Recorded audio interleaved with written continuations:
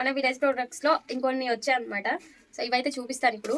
చూడండి, ఇవి రాజ్మా. ఇవన్నీ ఇప్పుడు క్లీన్ చేయాలన్నమాట. క్లీన్ చేసి మొత్తం నీట్గా చేయాలి. ఇవి రాగులు అనమాట. ఇది కూడా చాలా పెద్ద ప్రాసెస్. క్లీన్ చేసి చేయాలంటే చాలా టైమే పట్టుద్ది. వచ్చేసి పెసళ్ళు అనమాట. ఇవి మా ఏజెన్సీ పెసళ్ళు, మనం కొనుక్కునే దానిలాగా ఉండదు. దగ్గర నుంచి చూపిస్తాను. ఇదేంటంటే డైరెక్ట్గా పంట తీసిన వెంటనే కళ్ళల్లో వేసి కర్రలతో కొట్టి క్లీన్ చేస్తారనమాట. సో కాబట్టి మట్టి బిడ్డలు, తొక్కు అనేది చాలా ఉంటుంది. ఇది ఇప్పుడు నీట్గా క్లీన్ చేయాలన్నమాట. సో ఇవన్నీ చాలా పెద్ద పనే ఉంది. అండ్ ఇది వచ్చేసి తిమ్మిరకందులు అనేసి అంటాము. చాలా బాగుంటుంది. కూర చేసుకున్న, పులుసు పెట్టుకున్న చాలా బాగుంటుంది అనమాట. దీంతో పాటు మన దగ్గర ఇంకా చాలా ఐటమ్స్ ఉన్నాయి. ఇవన్నీ కూడా మా ఏజెన్సీలో పండించేవి ఆర్గానిక్ ప్రొడక్ట్స్ అనమాట. దీంట్లో వేట్లో కూడా మందులేసి పండించేది లేదనమాట.